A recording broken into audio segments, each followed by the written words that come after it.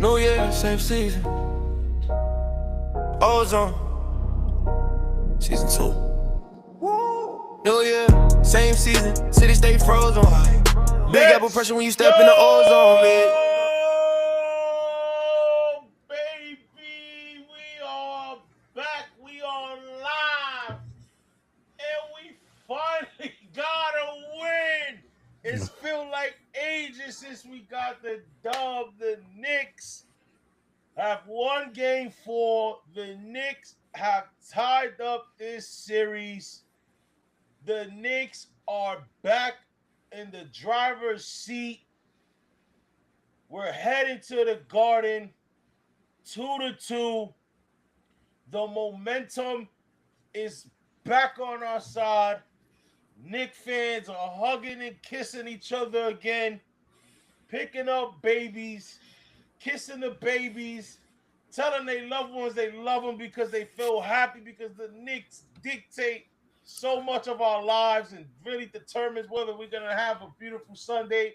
This game was going to determine whether super producer Dave was going to pay attention to anybody's ticket at work tomorrow.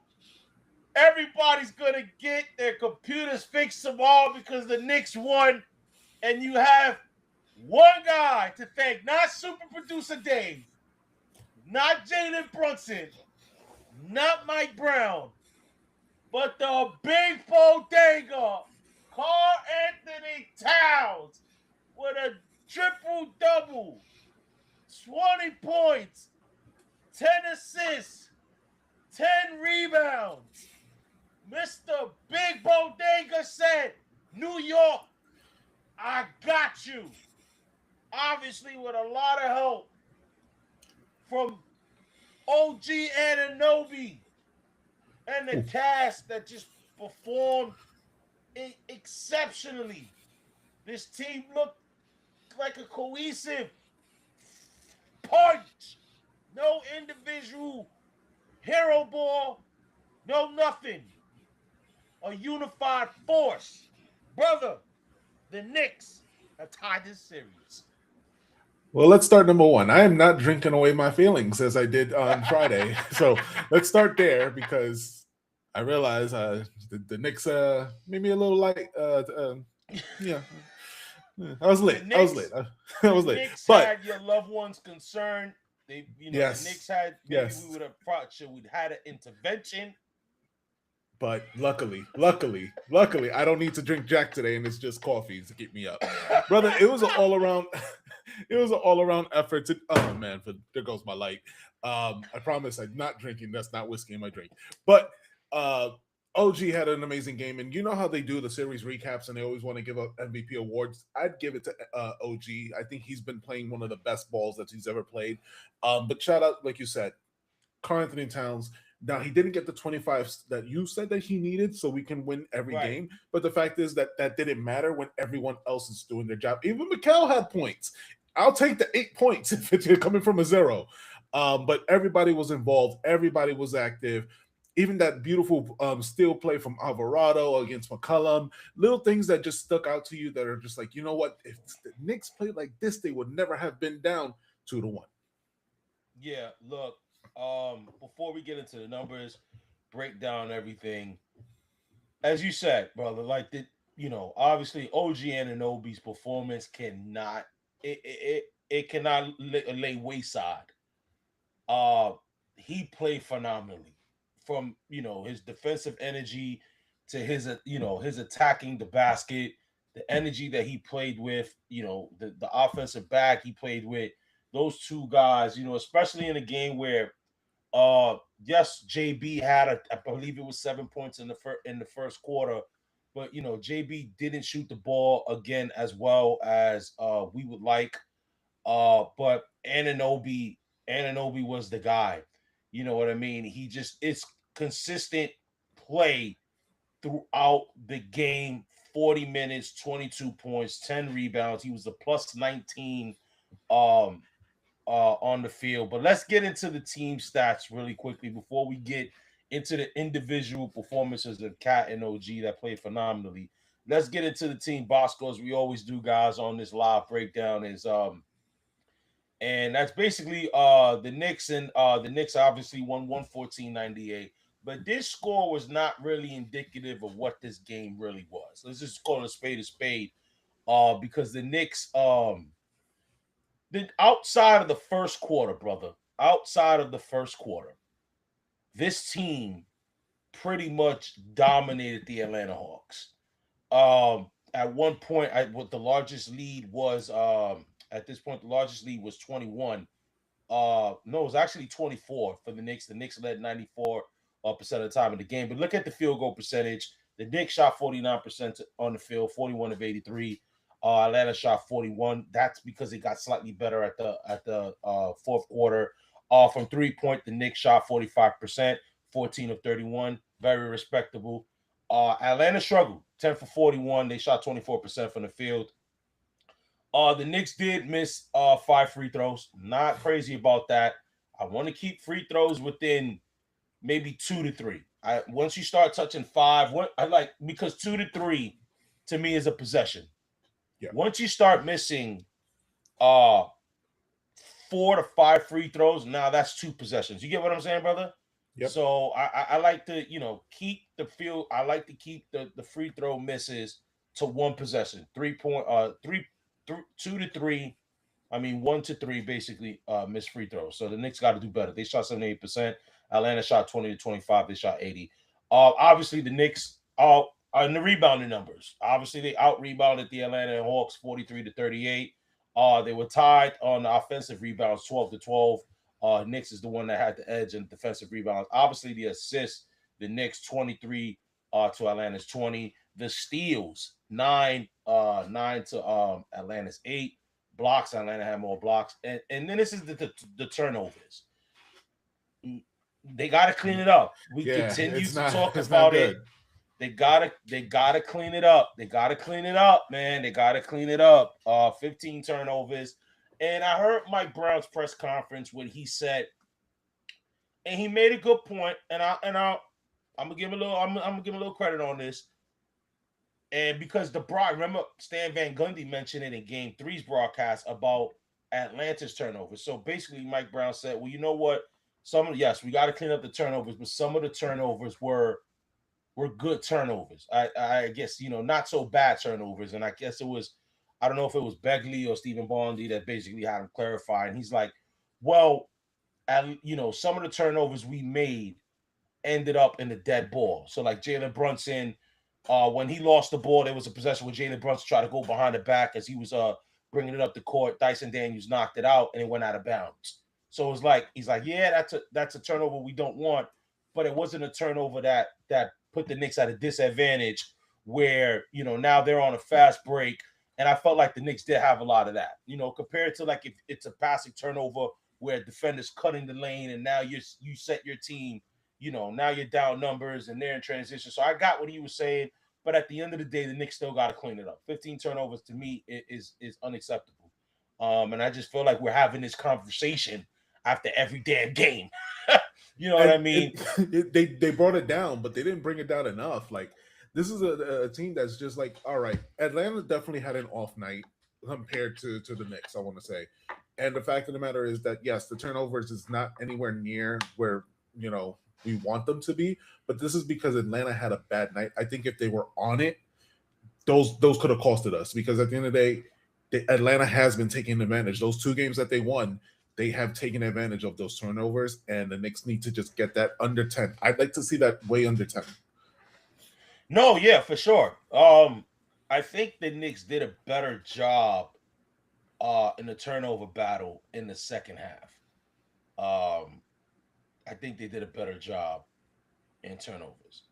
But what I will say is this, is that I like the Knicks, what they done creating turnovers. You know what I mean? Atlanta had 19.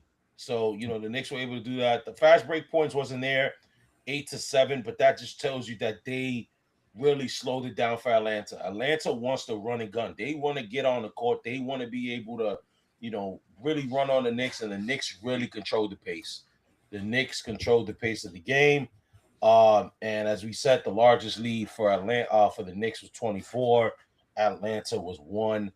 And that was, I believe, that 1 point lead was when I think Atlanta went up 7-6 or something like that in the first quarter.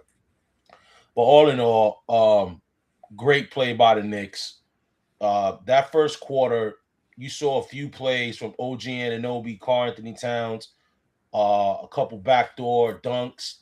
And let's talk about the adjustments, and you got to look at Karl Anthony Towns. One, the offense was really focused on Cat, man, and you look at Cat's Cat set the tone. You look at the first quarter, and Cat already had 3 assists. He had 4 points, 3 assists, 2 or 2 from the field in those 8 minutes. And then you look at OG Anunoby's first quarter points.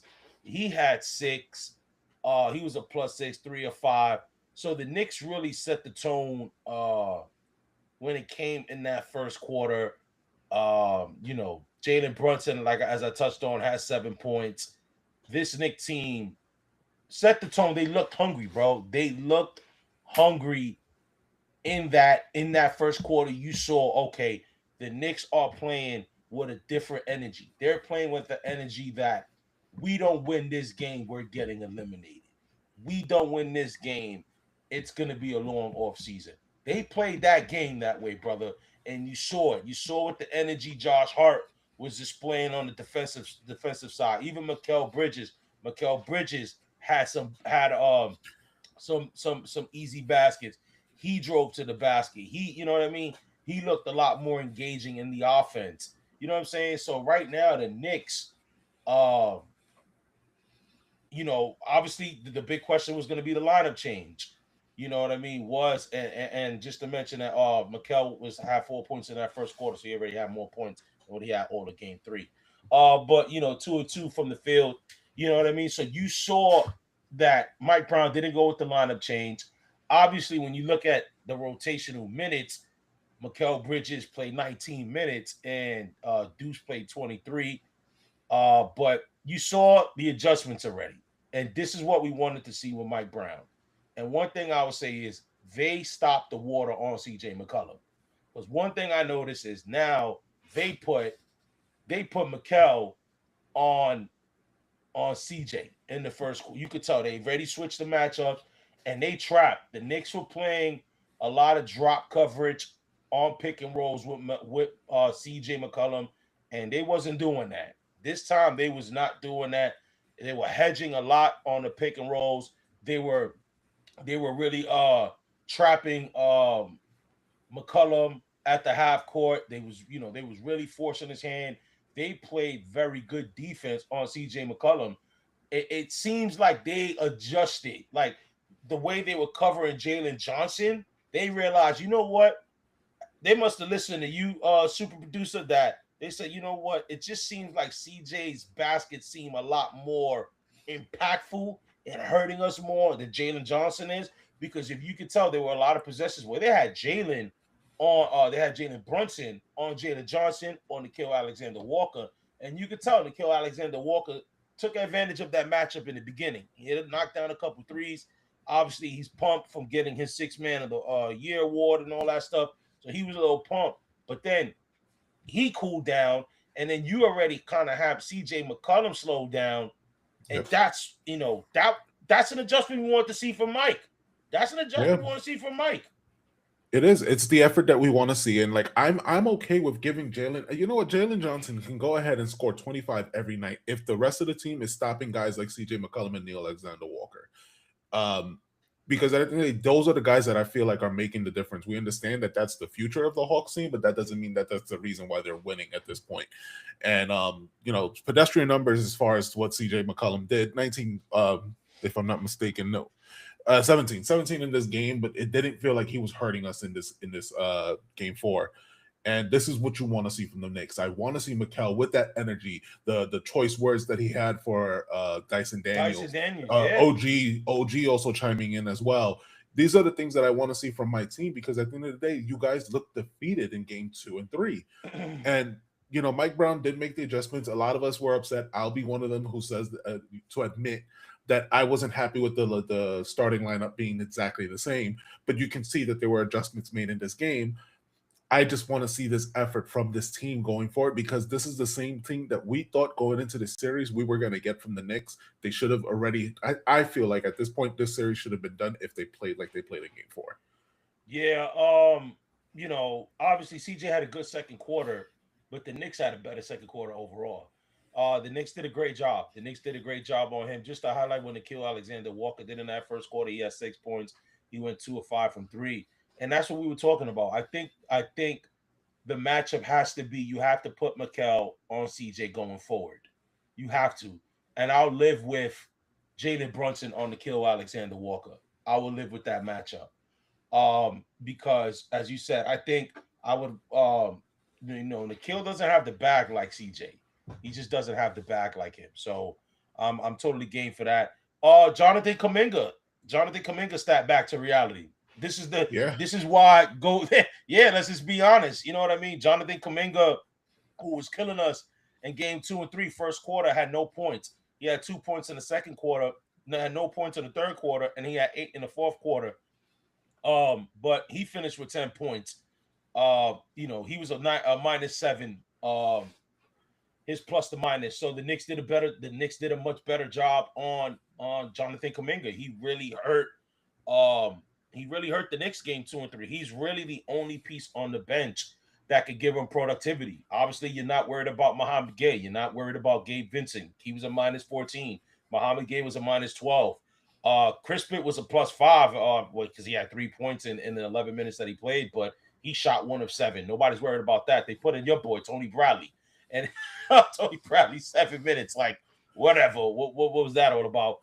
And then right. obviously Risa Shea and those guys got played because of the mop up time.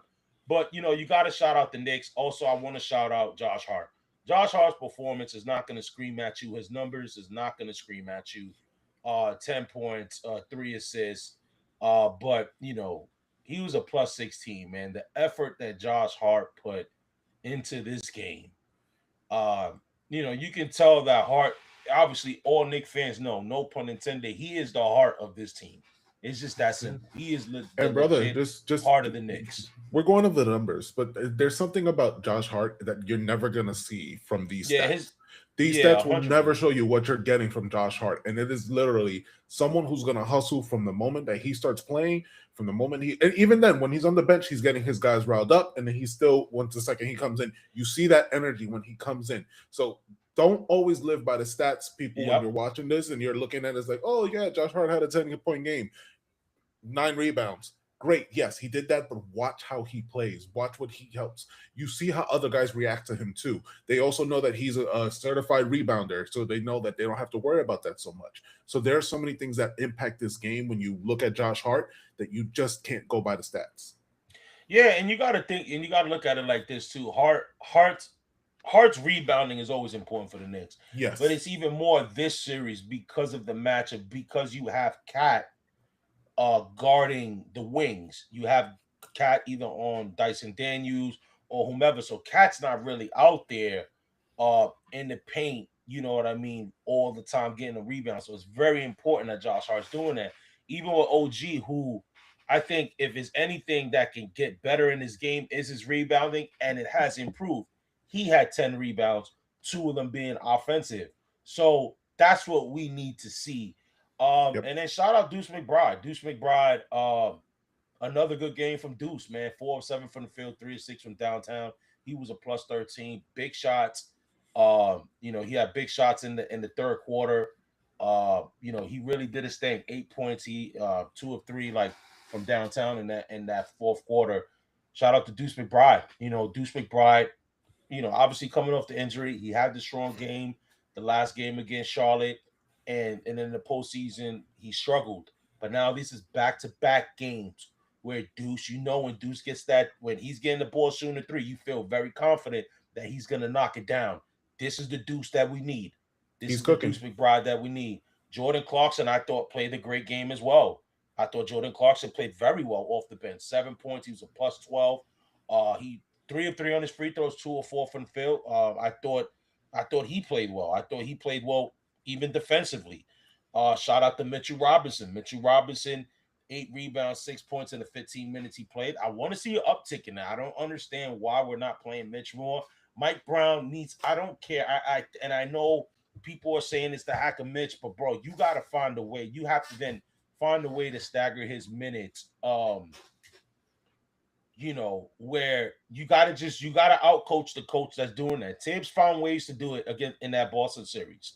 Yeah. He found ways to do it. Whether that was putting Mitch a little earlier in the quarters, where it's like, you know what, you want to start doing the hack of Mitch, boom, then take him out, and it's like, all right, we're in a penalty now. And now you're in foul trouble. Yep. Right. Take Mitch, use Mitch to let us get in the penalty or whatever the case may be, and then take him out. And that was something that Tibbs was able to do last year. But I want to see Mitch play more. Obviously, we saw Alvarado. I think Alvarado clearly had his best game in this postseason. He hit some timely buckets in that second quarter. Yep. You know what I mean? In the second quarter, big heat turnover. He did the grand theft, this patented grand theft steal on CJ McCollum. But overall, Alvarado, although he had 6 points, it was very impactful. His defense, he was a +8. He had 2 assists, 3 steals. So we did see a change in the rotation. Obviously, Landry Shamet. This is just not Landry series, and that's fine. Landry Shamet is a vet.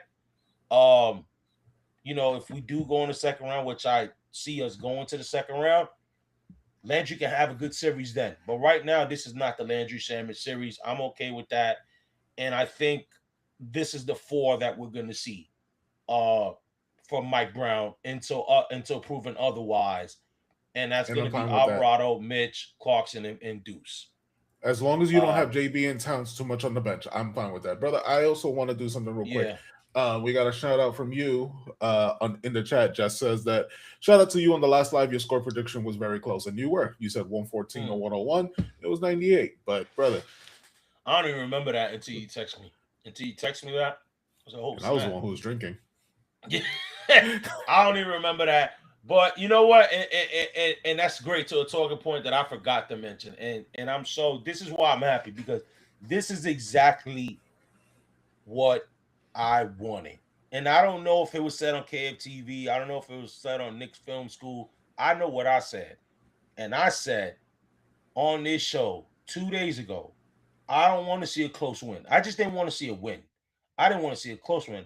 I wanted to see a belt to booty kind of win. That's what I wanted to see. I wanted to see a win that I felt will give us confidence that I can go into game 5 like, God damn it, we got this. I didn't want a close win where it's like, I'm still questioning, can we beat this team? I didn't want that going into game 5. About time the Knicks get it together. Yeah, you're right. Look, man, at the end of the day, I talked to a couple friends yesterday watching this game. You look at this series, and it's not, I'm not, I'm trying, I would try to be as, I'm not trying to be biased, right? But this could have easily been a 3-1 series at worst. Yeah. At worst. And you know why I know that? And you know why I feel strongly confident in that statement? Because have you heard when Nikhil Alexander and CJ McCollum said in their press conference after game 4?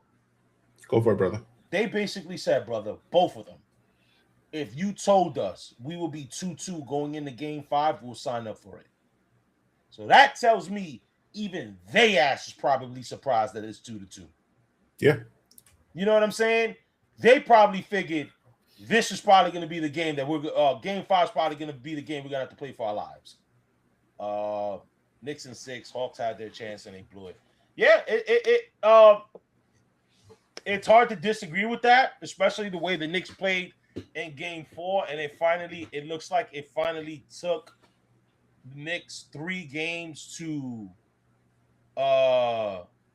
what?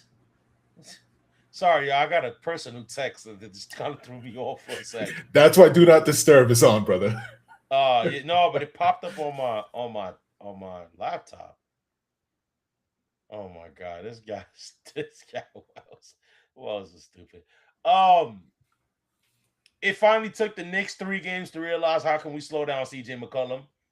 And right, and it's like with it's like with that chat said, like, you don't want to wake up a sleeping giant. You want when you got a team down, you got to get it done. And that was the time to get it done. Right. Get the Knicks really on the ropes, 3-1, and they didn't. Now it's 2-2, and the Knicks are back on the driver's seat in the series. But I'll say this, as I mentioned, brother, this could have easily been 3-1. Okay. 3-1 us in worst case scenario, because you look at game two was 1. If you want to give Atlanta 3 because they did dominate most of that game, the Knicks is the one that made a late rally towards the end. We'll give you that. And then you look at game 4. But and I think that's what made us frustrated, right, brother? The most is because we blew games we should have won. You know what I'm saying? And both of those games were by 1 point. Yeah, you know what I mean? So you look at it's just, look, man, it's no shade to the Hawks. The Knicks have better talent. It's simple as that. The Knicks have a better bench. The Knicks have a better starting 5. Yes, does Atlanta possess some challenges in certain positions? 100%. But there's no reason why this Knicks team should struggle against Atlanta. And hopefully, agreed. And brother, at the end of the day, at the end of the day, this is a Hawks team that is in the playoffs. If we were playing against the Nets at this point and we performed that way, then I get it, right? Like, I get anybody being frustrated, but the fact is we're playing against a playoff team. Now, should the Knicks handle them better? Absolutely, but they can win a game. The Hawks didn't of course, by. Right. Like, I don't think any Knicks fan predicted a sweep. Some had 5 like myself, some had 6. Yeah. So, that was really it. Yeah, man, shout out to the Knicks, man. They played a phenomenal game, and I love the adjustments that they made.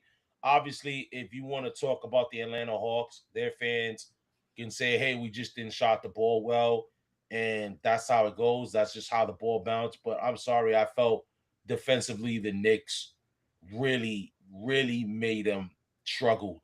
And what I did like, and it's something that I didn't see in a long time. I don't think I've seen it much in the NBA. Brother, the Knicks were looking like the coaching staff. That shit looked like football, bro. Yeah. Everybody, Brendan O'Connor, who's the assistant coach for the Knicks, is kind of like the defensive coordinator. Every time the Knicks were on defense, Mike Brown was sitting. Brendan O'Connor was on the sideline coaching. Spots here, like, it felt like football, brother. Like, when obviously when the offense is there, you know what I mean? You're looking at the offensive coach, and he's like the offensive coordinator, and he's calling the plays, the defensive coordinator. So you saw that. I saw a lot of that last night. Where I'm like, yo, Brendan O'Connor, look, if you didn't know, you would have thought Brendan O'Connor was the head coach, because he's out defensively, and then on offense, he's sitting down. Mike Brown is back in, and Mike Brown. And look, and some people may look at it like, yeah, you see, they know more than Mike Brown. No, I think that's more of a trust factor in your assistant coaches. You hire these guys for a reason. Right. And I also think it's like not an ego trip. It's like, like he is the kind of the quote unquote defensive coordinator of the staff. He should be orchestrating the defense.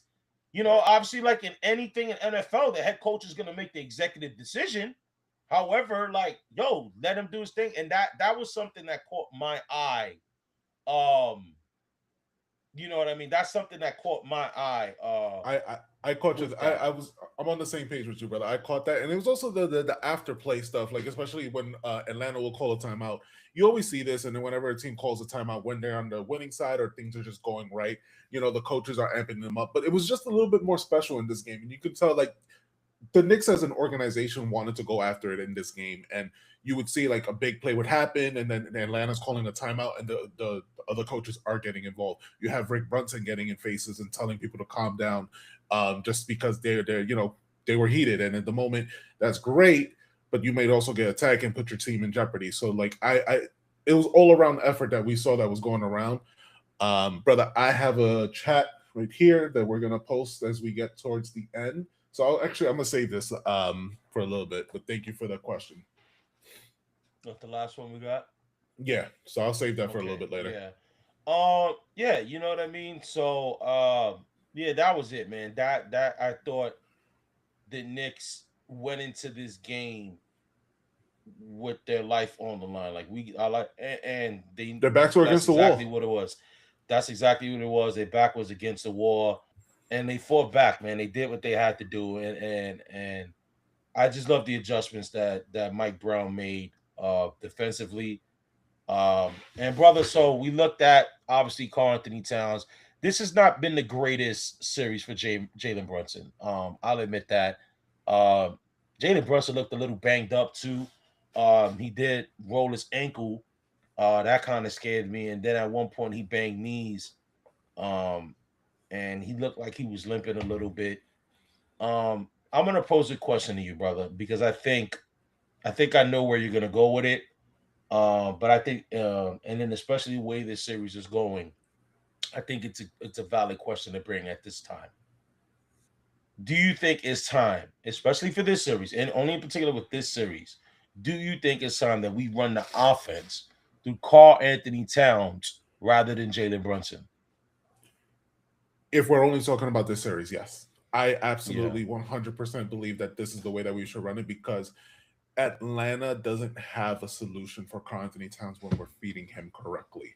And I feel like once you can get him going, everybody else is able to flow. When they know that they don't have to focus when they know they can't zero in on Jalen Brunson, who is probably the easier assignment for them to focus on than it is a cat, then obviously, brother, yes, it has to run and flow through cat in this playoff series. Now, in the next round, maybe we'll have a different game plan. right. The likely outcome is a different team. We're playing Boston, and how we play them could be a lot different. But when it comes to Atlanta, I just feel like the Knicks are like struggling to understand that they are bigger or at least they have bigger Right. guys that can dominate the ball. So I think that for this series, Jalen Brunson should take the backseat, score when you can, but look for those pockets where Cat deserves the ball. Yeah, I agree with you. I think this is a series where Cat has the advantage if you're looking at, and we don't want to jump the gun too much. If you're looking at a potential series against Boston, I think we got the advantage there. Yeah, I think you have to start. I think you have to start game plan and maybe have Brunson come off more action, and run the offense through Cat. I'm okay with that in this series. Cat had a very much like a Joker ish performance yesterday. yep, Like triple it double. really was. He dominated. Atlanta had no answers for him. They really didn't. And he had three assists in the first quarter. He had one in the second, but then that's when he became more offensive, got 6 points. And then the third quarter was arguably the was not arguably was his best quarter, 9 points. He had 5 assists. You know what I mean? And then and obviously the fourth quarter is a little bit, it went down because of, the Knicks having a big lead and the Knicks coming out. I believe it was like maybe the last 5 minutes of the game, but the way he did, man, like it's so much attention. He draws so much attention. I can't tell you how many times he hit backdoor cuts to OG, and Yep. and just even the fluidity, the fluid. I can't say it. I The thought you were gonna move say Floridian. fluidity, yeah, fluidity, right? Fluidity. Did I say that right? Yeah, Yeah, fluidity of the offense. There was one possession. Um, where the Knicks is running up the floor, they give it to Cat. He finds a cutting, you know, uh, Josh Hart. Then Josh Hart swings it to OG, and OG had a good shot and just passed it over to Jalen Brunson for an even better shot. Hits the yep, three. You saw it. You know what I mean? You saw the passing, you saw the movement, and I think this is why it's games like this.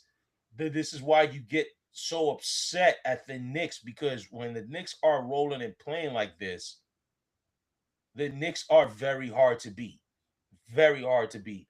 I want to read a tweet that Magic Johnson wrote real quick after this performance. Dave, can you read that one out while I look for the tweet real fast? yeah. So the last one that I just posted was it was good to see Cat play more aggressively from the start from this last game. He's a big for a reason, and that's absolutely true. At the end of the day, you can hear my wife telling me to calm down when I'm watching these games. But the fact is that Cat is a big guy, and the fact is I hate the finger roll and running and the complaining after the basket. Dominate. You are a big man. Get the basket in the thing, and then we know you can shoot it. But that's never been a question about your game. It's the fact that you're just taking the least challenge path to get a bucket when you can just take that contact, take it. Right. Right. And that's one of the frustrating things. So it was good to see Cat in performing the way that he did in this game. I'd love to see that more of that, and that's going to also tie into what I have to say later on when I bring up that question I'm saving for later. Brother, what's the quote you have? Yeah. So with Magic Johnson, basically, I'm gonna share it right now on the screen. Uh, hold on, guys.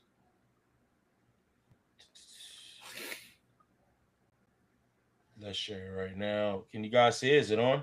Yep, yep. Yeah, hold on. Let me just. Now it's not popping up for me. Hold on, guys. Well, this is live, y'all. We are live. All right, y'all. So this is the tweet. Magic Johnson said the New York Knicks dominated the Atlanta Hawks in the 114-98 victory last night. It showed me once again why they're the only team in the East that can beat the Boston Celtics. The Knicks had 5 guys in double figures, where they were led by Karl Anthony Towns, who had a triple-double with 20, 10, and 10. When Karl Anthony Towns plays like he did last night, with the physicality on both ends of the court, the Knicks are hard to beat. I agree with every word Magic Johnson said. That's coming from a Hall of Famer who has no ties to the Knicks, independent basketball observer. You know what I mean? And he's saying what we've all been saying. Karl Anthony Towns, when he has these games like this, it brings the Knicks into the championship caliber tier. We know what we're gonna get from Brunson. Is whether you're gonna get maybe not necessarily that performance, but what you touched on, brother, is the aggressiveness. Can we get that same aggressiveness and that same energy from Cat game in and game out? Because when it's there, this team is very difficult to beat. We see it. So much focus is on Cat that it opened up driving lanes for OG. It opened up, you know what I mean? It opened up driving lanes for Mikel. It created open looks for Deuce McBride. That's what happens when Cat is on his game. And we just need him to continue to do that. Uh, going forward in this series. Brother, Okay. how confident are you that the Knicks can duplicate this performance game 5? I'm gonna be honest, brother. I love this team. I love this team. But my confidence is at 50-50, bro. I All really right, am because the 50-50. So the 1 to Knicks 10, you're just giving it know. a 5? I'm giving it a 5. The Knicks know how to Man, piss me off. that's the thing, man. That is the thing about the Knicks, bro, is that it's so true. It is so true that, the Knicks always tend to do this. They have these games where you're such on a high and you go, this is why we are what we are. This is why, you know what I mean? And then they will have a stinker of a game next one. And you go, what the heck happened to everything you did came before? Yeah, I agree. I'll say mine's is slightly higher. I Okay. would say it's a 7. I would say it's a 7.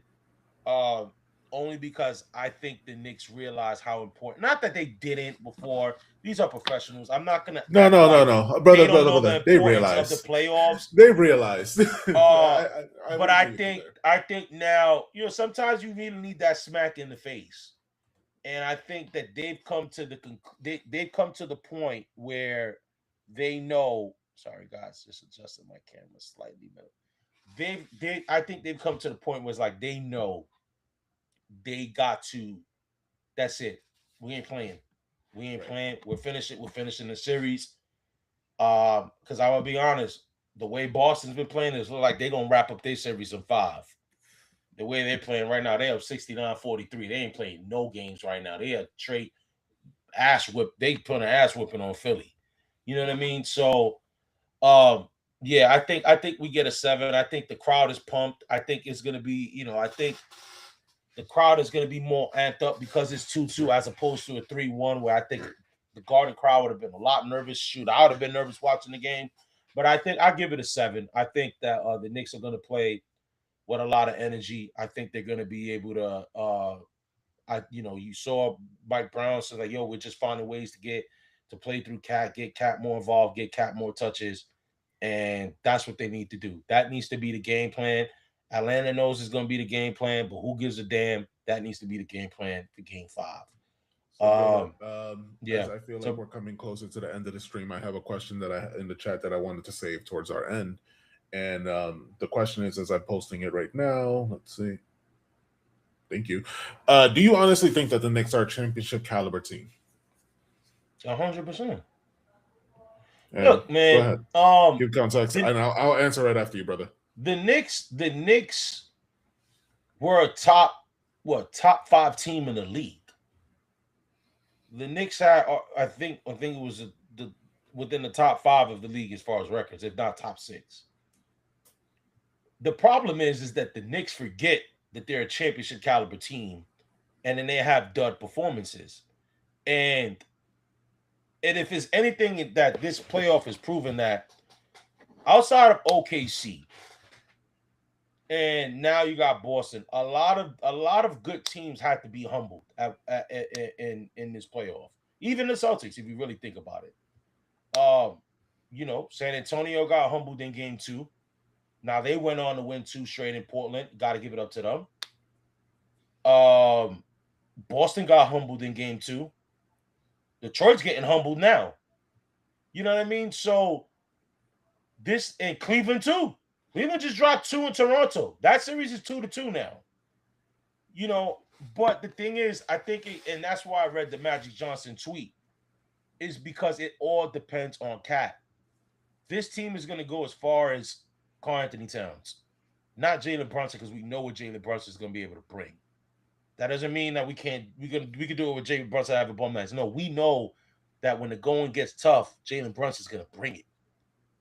We need Cat. We need a dominant performance from Cat. We can't have Cat having 12 points on, 10 or 11 shots. No, we need Cat 20 field goal attempts. We need Cat in that 25 a game, 10 rebounds, 12 rebounds. Cat got to be in that 25-12 along with what JB's bringing, because then now you can have a 10, 11 points from Mikal, 10, 11 points from Josh.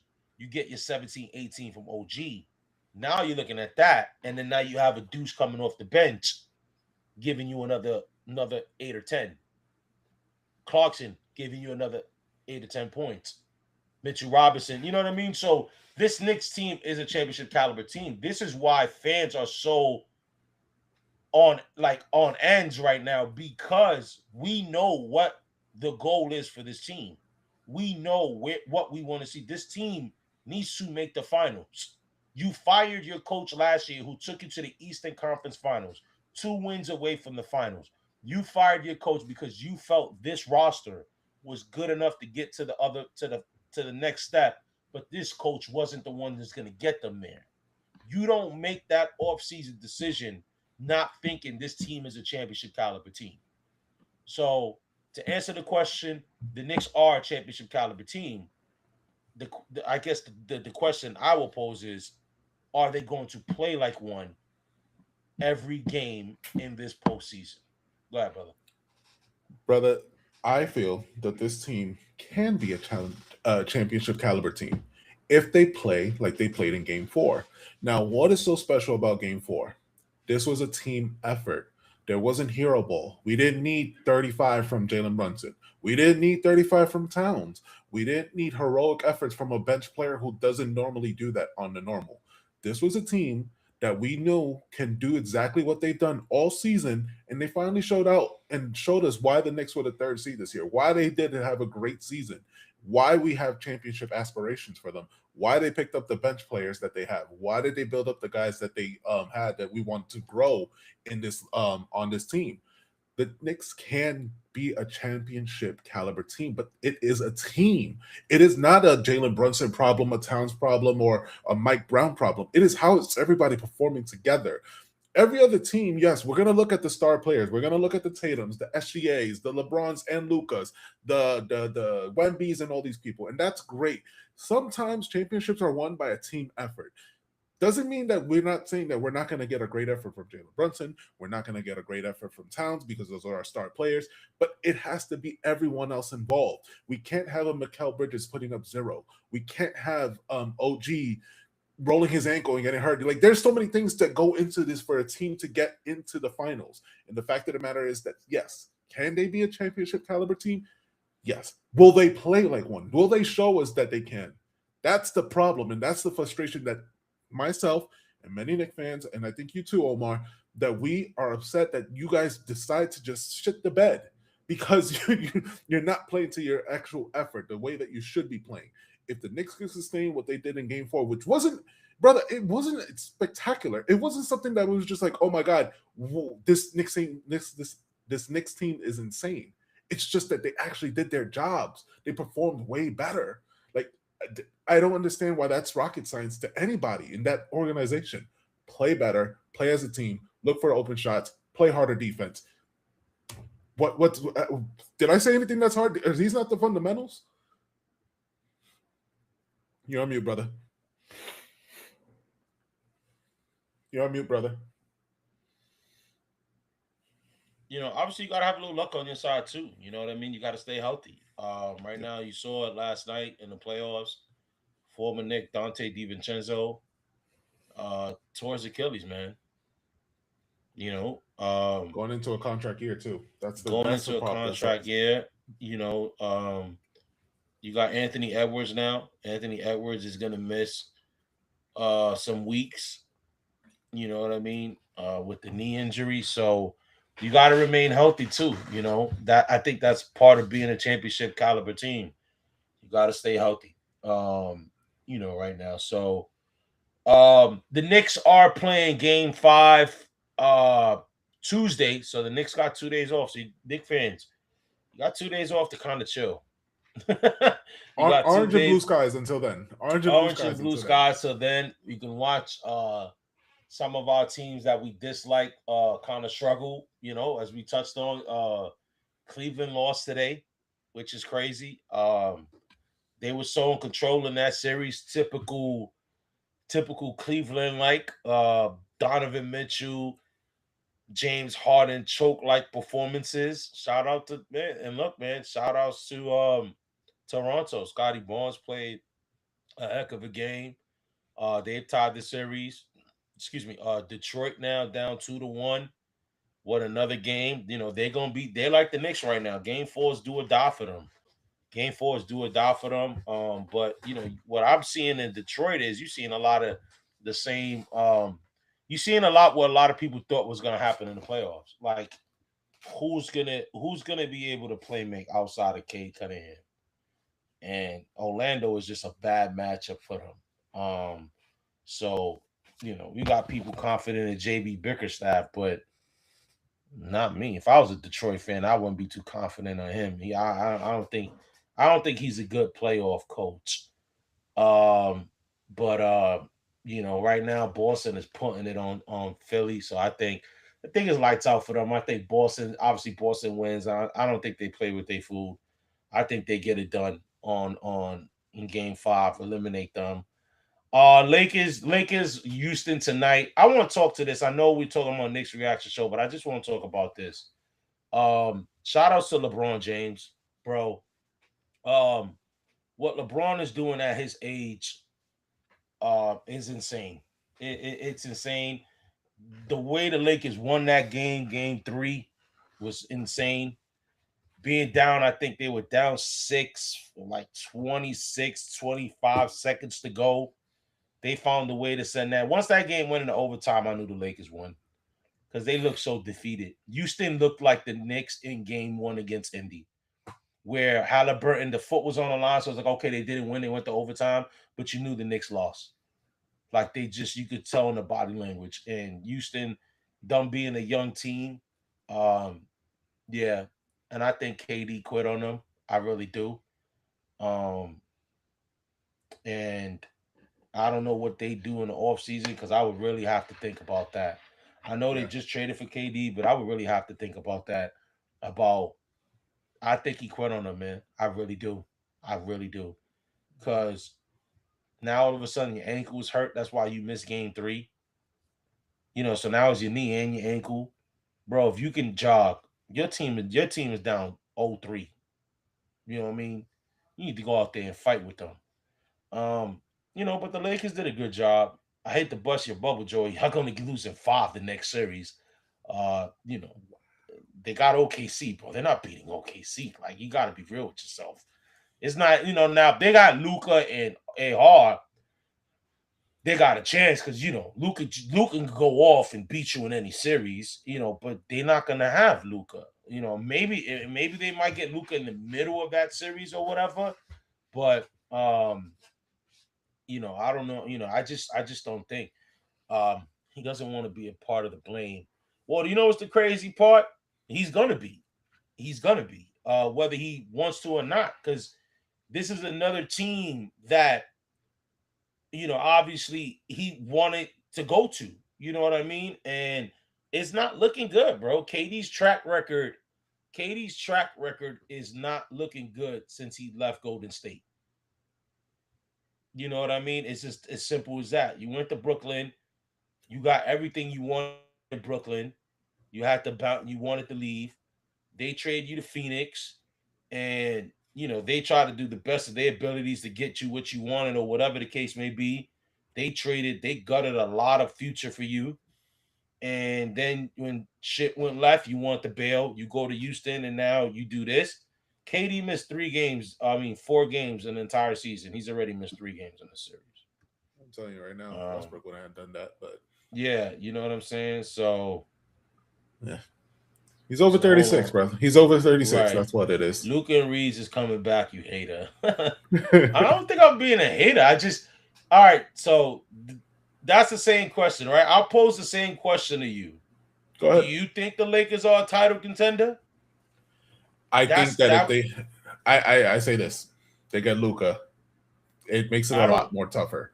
It makes it a lot more tougher. I just say I it. just don't think they got enough defense. I think with this matchup against Houston is because Houston, which I've been saying in talking basketball and whatever, which I've been saying that they never, and this is more on the GM. Van Fleet got hurt. You never addressed the point guard situation. Yeah, Almost they words were out always of make point the guard. Lakers better. Yeah, that's very true.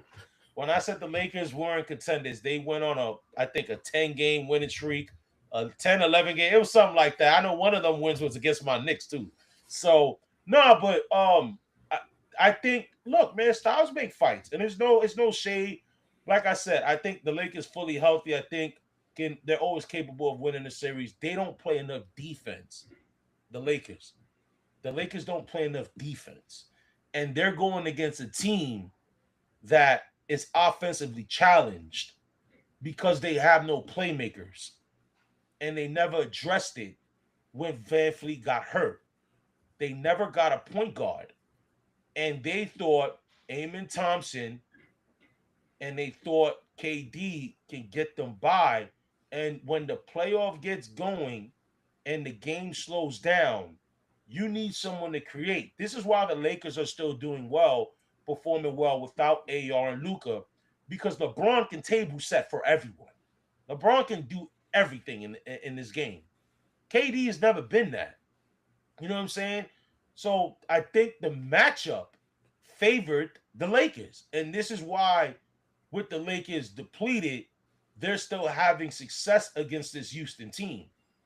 But look, shout out to them. You gotta give them credit. Now, if they get AR and Luca back for OKC, they're gonna need it. Now I know OKC going without Jalen Williams is gonna be tough.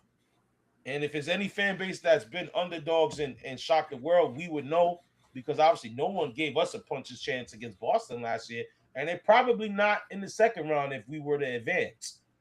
Uh, so I'm not trying to be a hater, Joey. I'm not. I'm not trying to be a hater. I'm just kind of just stating the facts that it's going to be very tough you know, going against OKC. They're the champs for a reason. Yeah, I say they get Luca. At least they got a box this chance. They got to punch it. Yeah, It's yeah. just And then, but the thing is, when are you getting Luca? Luca ain't gonna be that's the ready other for thing. game one. Does Luca come back game 2, game 3? Does he throw a Joel Embiid where he comes back game 4 is 2-1, where it's like, okay, it's not too late, but do you coming back when your team's already down 3-0? I think that's something, you know what I mean? Uh I know this is Knicks recap, but we gotta talk the playoffs too. So that's what's real quickly, I think Denver's still gonna push it to 7. I really think so.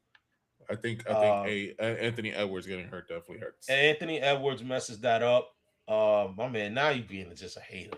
This is being a hater now. This is being a hater now. This is just being a hater. This is just being a hater. You don't even believe that, but all right. Hey, look, it's possible, man. The way this playoffs has looked, like the Lakers are going to sweep the Houston Rockets. Can't rule out anything. Can't rule out anything. Yeah, but I think let's see what the suspensions. Let's see if there's any suspensions or whatever the case may be. But guys, let us know in the comments below. What's your thoughts on this Knicks performance? Should the Knicks now focus on running the offense through Cat instead of Jalen Brunson? What's your confidence level as we head into Game 5 Tuesday night? Unfortunately, we're gonna have to bear Reggie Miller one more time as the game. He wasn't so bad. Yeah, because we were winning. Because we were winning by a lot. That's why. Yeah. We were winning. So he wasn't that bad. Reason. Don't give him a reason. Yeah, don't give him a reason. I'll be honest. I watched the game twice. I watched the game this morning because obviously, you know, I was busy yesterday. Wait. So Can you tell people why you were busy? I was busy. Your boy graduated, got a little degree in what they call mass communication and journalism. So anytime they try to shit on the Ozone brother about us just being how the new media or whatever, nah, we got journalist degrees up in this piece, baby. The Ozone does they due diligence when we talking. So you know what? Suck it. So that's what we were doing, celebrating that. So we had music on and stuff like that. So I didn't really get to listen to the game. And I was able to sit down and watch the entire second half. But I knew in order to, to do this live, brother, because we take this serious, guys. We take this serious. We don't try to get too analytical or whatever because we want it to be a conversation as we're in a barbershop. I don't want it to. Super producer Dave and I, we don't want this to be ESPN. Like that, at the end of the day. And anybody could read stats off a sheet. Right. Anybody can read stats. Anybody can read stats and give you all of this. We wanted to give you guys, but we watched the game. So I didn't really get to sit and really watch the first half. I was very on and off. So I made it my business this morning to watch the entire game. But yeah, we did that. So we got Reggie Miller. Thank you, Jess. We got Reggie Miller on the call Tuesday night. So guys, so you already know what to do. Tap in with your boys. That means we will be live at 8 p.m. Wednesday. Guys, we also have our regular episode uploading Wednesday as well at our regular time, 5 p.m. We are discussing the draft. Obviously, we know we got a lot of football fans here. We are discussing the draft picks made by the Jets and the Giants. Yes, super producer Dave does get in his Patriots take. So for those Patriot fans, that are on the chat or maybe watching this later, we are discussing that. We are talking about the New York Yankees, how they continue to soar. Although they lose a streak ended today, the Yankees are still playing good baseball. Just got news right now that they have called up Jason Dominguez. So Jason Dominguez got called up. They sent Luis Hill back down to AAA. Didn't have such a great performance today. And then the Mets got swept by Colorado. So the Mets continue to lose. So look out for those recap posts that will be posted tonight on the Ozone social media pages, where we have the full week recap of the Mets, the amazing rundown, and the Pinstripes report. We will have those posts posted up tonight on all our social media platforms. So make sure to follow us on that: Instagram, Twitter, Threads, Reddit, and TikTok. And obviously, guys, hit that notification bell. because we're busy. We got lives, we got regular episodes tapping in. Shout out to super producer Dave on the short, where we're highlighting and we're highlighting that as well on the episode. The WWE, they released a lot of talent. This is what they tend to do after WrestleMania. We're discussing that in Let's Talk Wrestling. So it's a jam-packed show that we got for you guys on Wednesday. So Wednesday is going to be a double dip of Ozone, regular episode 5 p.m., 8 p.m. We will be live discussing Game 5. So you guys, in the meantime, in between time, y'all, peace and love. Y'all have a great week. The Mets are going to be the Mets. I want to get that last comment in before we roll out by Jess. Yes, the Mets being the Mets, that's what they do. And the Ozone is being the Ozone where we deliver the fire. Peace and love, and we see y'all Wednesday night. Jets, Knicks, Giants, pinstripes, orange and blue.